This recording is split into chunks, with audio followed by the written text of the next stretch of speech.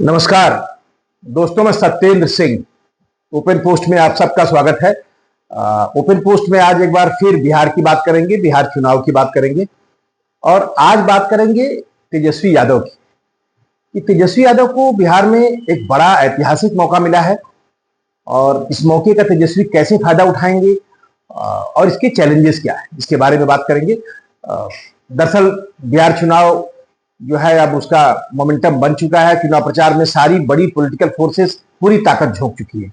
नरेंद्र मोदी से लेकर अमित शाह तक मैदान में चुनाव प्रचार कर रहे हैं। हालांकि राहुल गांधी, प्रियंका गांधी अभी नहीं आए, लेकिन अब वो भी मैदान में उतरने वाले हैं और एक तरह से पूरा का पूरा जो चुनावी रण है बिहार का वो सज चुका है और सारे लोग अपनी ताकत की आजमाइश कर रहे हैं। प्रशांत किशोर धुआंधार रैलियां कर रहे हैं बिहार में, तो कुल मिलाकर की मोमेंटम बन चुका है।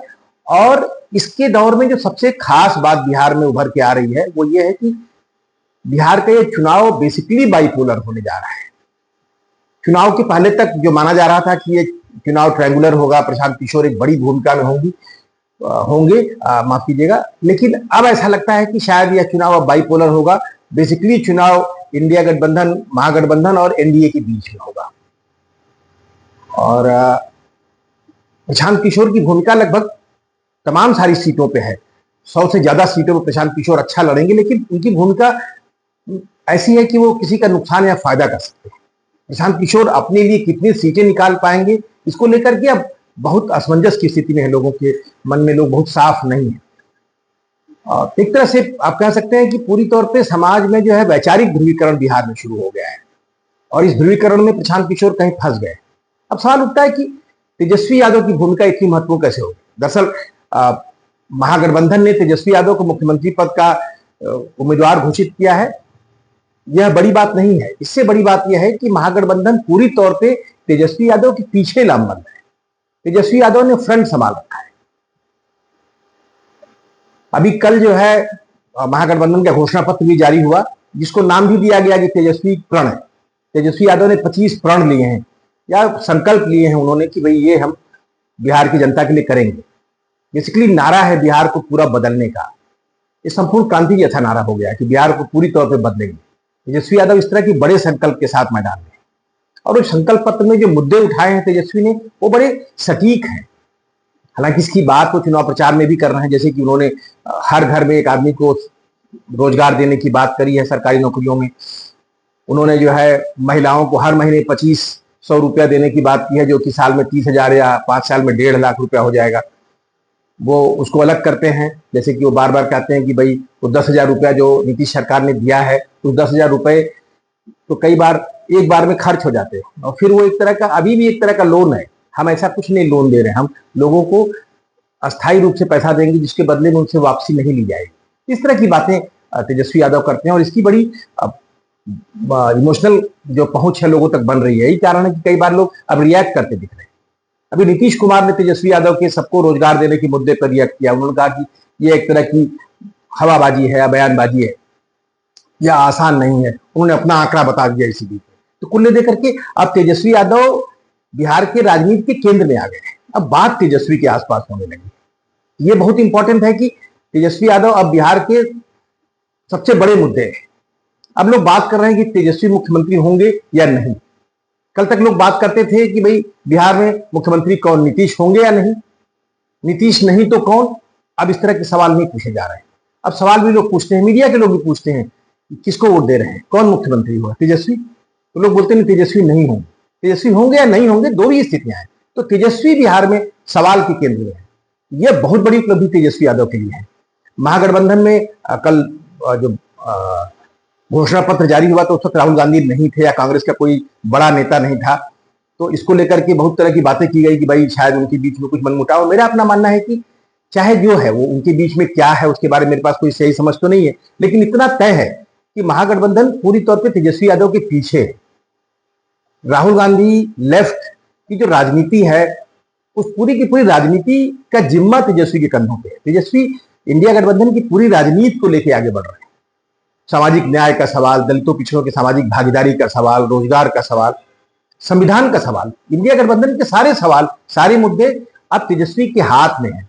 वो उनके तरकश के बाण है जिसके भरोसे चुनाव मैदान में उतरेंगे। या इंडिया गठबंधन की पूरी राजनीति को बचाने का जिम्मा तेजस्वी के सर पे है। कुछ लोग तो इसको ऐसे भी कह सकते हैं, एक दो प्लेटफॉर्म से मैंने कहीं किसी ने कहा कि भाई हार के डर से राहुल गांधी ने मैदान छोड़ दिया। वो उनकी सोच होगी। बेसिकली निश्चित रूप से जो होगा वो तेजस्वी यादव की हार जीत है। निश्चित रूप से बिहार के राजनीति में अगर जो रिजल्ट आएंगे उसका असर भारत की राजनीति पे बड़े पैमाने पे पड़ेगा।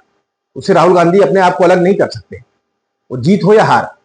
लेकिन इस चुनाव में तेजस्वी का कद बहुत बड़ा हो जाएगा। कई बार तो मुझे ऐसा लगता है कि जीत हार से अलग भी उनका कद बड़ा हो सकता है। दूसरी जो सबसे खास बात इस चुनाव में है वो ये है कि भाई एनडीए गठबंधन जो है वो अब जो है भाजपा के हाथ में है। उस गठबंधन की कमान भाजपा के हाथ में है। भारतीय जनता पार्टी की लीडरशिप अमित शाह और नरेंद्र मोदी चुनाव मैदान में है। नीतीश कुमार के नाम पे चुनाव लड़ा जा रहा है, लेकिन नीतीश कुमार भविष्य में मुख्यमंत्री पद के दावेदार होंगे नहीं होंगे इस पर अभी भी कोई क्लैरिटी नहीं है। एक तरह से ये पूरा का पूरा चुनाव अमित शाह और नरेंद्र मोदी लड़ रहे हैं। तो एक तरह से एनडीए के खिलाफ तेजस्वी नहीं खड़े हैं, बल्कि तेजस्वी को भाजपा की विजय रथ को रोकना है। लोकसभा चुनाव के बाद तमाम राज्यों में जीतते हुए भाजपा आई है। उस भारतीय जनता पार्टी के विजय रथ को बिहार में अगर तेजस्वी रोकते हैं तो एक बहुत बड़ी उपलब्धि होगी। एक तरह से आप कहेंगे तो यह भाजपा के सामने तेजस्वी के अकेले खड़े, तो तेजस्वी के लिए बहुत बड़ा मौका है। यह मौका तेजस्वी की राजनीति को चमकाने के लिए है। इस तरह का मौका उनके पिता को कभी मिला था इतिहास में, जब उन्होंने बिहार में जो है लाल कृष्ण आडवाणी के राम रथ को रोका था। हालांकि अब तो एक चुनावी प्रक्रिया है, अलग व्यवस्था है, लेकिन फिर भी अगर वो भारतीय जनता पार्टी जो बिहार में अपनी सरकार बनाने का सपना देख रही है, बिहार में उसे लगता है कि एनडीए गठबंधन के मतदाता भाजपा के साथ हैं, नीतीश कुमार के चेहरे के नाम पर हैं, भले नीतीश मुख्यमंत्री न बने, कोई सहमति बनी हो बीजेपी और नीतीश के बीच में, तो और भाजपा को लोग वोट कर रहे हैं। भाजपा ने पूरे के पूरे एनडीए के वोट बैंक को कंसोलिडेट कर लिया अपने पक्ष में। अगर भाजपा को ऐसा लगता है तो भाजपा एक तरह से बिहार में एक बड़ी लड़ाई लड़ रही है। बिहार में जो है भाजपा अपने राजनीति को मुकम्मल जमीन देने की तैयारी कर रही है, और उसे अगर तेजस्वी रोक पाते हैं तो बड़ी उपलब्धि होगी। और तेजस्वी के सामने सबसे बड़ा चैलेंज यही नहीं है। तेजस्वी के सामने सबसे बड़ा चैलेंज ये है कि नीतीश कुमार की राजनीति बिहार में निश्चित रूप से वो खत्म होने की मोड़ पे है। नीतीश कुमार मुख्यमंत्री बनते हैं तो भी, नहीं बनते हैं तो भी, नीतीश की राजनीति बहुत दूर तक नहीं जाएगी। नीतीश कुमार अपनी राजनीति को आगे लेकर कैसे जाएंगे, चुनाव के बाद क्या होगा, ये सब अलग कहानी है। लेकिन इतना तय है कि नीतीश कुमार की जो राजनीति है महादलित की, अति पिछड़ों की, उस राजनीति को भी तेजस्वी टारगेट कर रहे हैं, या उसे तेजस्वी को आवाज देनी है, उसे जोड़ना है। अभी तेजस्वी ने अपनी घोषणाओं में एक बड़ी खास बात बोली कि भाई तेजस्वी ने कहा कि जो अति पिछड़े हैं उनको जो है वो जो है नगर पालिका के चुनाव में उनको रिजर्वेशन दिया जाएगा 30%।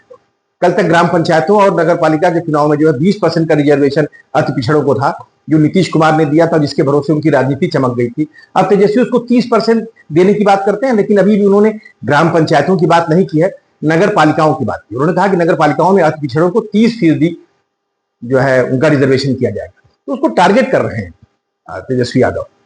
एमवाई की राजनीति तेजस्वी पे चिपकी हुई थी, उससे बाहर निकल रहे हैं। हालांकि तेजस्वी समय समय पे इससे बाहर निकलने के लिए पहले भी A to Z जैसी बात कर चुके हैं, लेकिन तेजस्वी अपने व्यवहार में इसको दिखा रहे हैं। लोगों से कम्युनिकेट करते हैं तो कहते हैं कि हमने आपका क्या बिगाड़ा है, मैं सबको साथ लेके चलना चाहता हूं। तेजस्वी लालू की पुरानी राजनीति की छाया से बाहर निकल चुके हैं। भारतीय जनता पार्टी पूरी तौर पर, नरेंद्र मोदी, अमित शाह पूरी तौर पर लालू यादव या उनके कार्यकाल के उस पुराने कार्यकाल, उस 15 साल के कार्यकाल के उस दौर पे हमलावर हैं। उसे जंगल राज कह के तेजस्वी को घेरने की कोशिश करते हैं। तेजस्वी भाई बहुत ही टैक्टफुल ढंग से उसका जवाब नहीं देते, उससे आगे निकल जाते हैं। तेजस्वी अपने मुद्दों की बात करते हैं। कई बार ऐसा लगता है कि तेजस्वी के पास आज के इतने सारे मुद्दे हैं कि भाजपा सामने असहाय महसूस करती है। तेजस्वी की शैली भी बड़ी कमाल की है।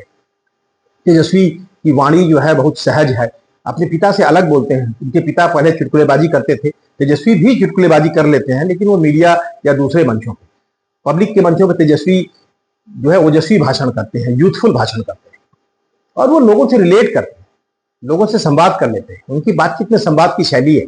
लोगों से सवाल पूछते हैं, अपनी गलतियां पूछते हैं लोगों से, और फिर ये दोहराते हैं अपना कमिटमेंट। तेजस्वी बड़े जोर से कहते हैं कि हमने आपको कमिट कर दिया तो कमिट कर दिया, हम अपने वादा से नहीं मुकरने वाले। तो तेजस्वी का जो पूरा पॉलिटिकल कैंपेन है ये, इस बार वो बेसिकली ऐसा लगता है कि तेजस्वी अपनी उस जिम्मेदारी को जानते हैं। तेजस्वी को यह मालूम है कि यह बहुत बड़ी जिम्मेदारी उनके सर पे है। तेजस्वी को मालूम है कि इस मौके का अगर वो फायदा नहीं उठा पाए, इस बार अगर वो अपनी सत्ता नहीं बना पाए, तो अगले 5 साल में एक लंबी लड़ाई होगी। उनकी राजनीति कहां होगी नहीं मालूम। दूसरा है कि तेजस्वी राजनीति करना जानते हैं। तेजस्वी पिछले चुनाव में हारने के बाद भी लगातार एक्टिव है। तेजस्वी बिहार के लिए कमिटेड दिखते हैं। तेजस्वी ने यही बात प्रशांत किशोर के लिए एक तरह से तंज में कह दिया कि भाई प्रशांत किशोर एक तरह से कंसल्टेंट है, वो पॉलिटिशियन नहीं है। पॉलिटिशियन होने के लिए लोगों के साथ जुड़ना पड़ता है, लगातार चलना पड़ता है। तेजस्वी लगातार चल रहे हैं लोगों के साथ, लगातार जुड़े हुए। तो तेजस्वी ने अपनी उसी शैली को, अपनी उन्हीं बातों को अपनी ढाल बना ली है। तेजस्वी के लिए न सिर्फ एक बड़ा मौका है, बल्कि तेजस्वी उस मौके का फायदा उठाने की पोजीशन में। खास बात तो यह है कि इस वक्त नीतीश कुमार और भारतीय जनता पार्टी दोनों को यह मालूम है कि तेजस्वी को लेकर चर्चा है। तेजस्वी को तो भाजपा को रोकना ही है, लेकिन भारतीय जनता पार्टी और नीतीश कुमार अब लालू यादव और तेजस्वी को रोकने का नारा दे रहे हैं, उसकी बात कर रहे हैं। और तेजस्वी भारतीय राजनीति की जो नई धारा है, जो महागठबंधन की वैचारिकी है, उसके एक तरह के सेनापति हैं इस वक्त। उस राजनीति को भी स्टैब्लिश करना है उनको। उस राजनीति को बिहार की जनता अगर मुहर लगाती है, स्टैब्लिश करती है, तो भारतीय राजनीति में काफी कुछ बदलेगा। तो तेजस्वी एक बहुत बड़ी जिम्मेदारी लेके चल रहे हैं। तेजस्वी इस चुनाव की जीत के बाद न सिर्फ मुख्यमंत्री बनेंगे, बल्कि बहुत कुछ बदलेगा देश में। मेरा अपना मानना है कि जीत हार अलग कहानी है।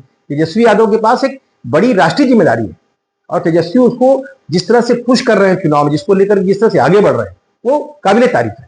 मेरा अपना मानना है कि इस चुनाव प्रचार में तेजस्वी का कद जो है न सिर्फ लगातार बढ़ रहा है, बल्कि तेजस्वी ने अपने आप को नए कलेवर के साथ पेश किया है। तेजस्वी का जो यूथफुल कलेवर है, जो उनकी शैली है, वो लोगों को जोड़ रही है। हर समाज वर्ग के बीच में लोग तेजस्वी की बात कर रहे हैं। ये तेजस्वी की पॉजिटिविटी है। तो बेसिकली मैं तेजस्वी की बात इसी नाते करना चाहता था कि यह तेजस्वी के लिए न सिर्फ एक चुनाव मैदान में अपने को तैयार करना है, अपने को खड़ा दिखाना है, बल्कि तेजस्वी के लिए एक ऐतिहासिक मौका है। इस मौके के लिए तेजस्वी तैयार दिखते हैं, लेकिन देखते हैं कि इस मौके का फायदा कैसे उठाते हैं। ये इस मौके के बाद तेजस्वी का कद कैसे बदलता है। हालांकि चुनाव अभी लंबा चलेगा, बहुत कुछ बदलेगा, हमारी उस पर नजर रहेगी। तब तक के लिए नमस्कार।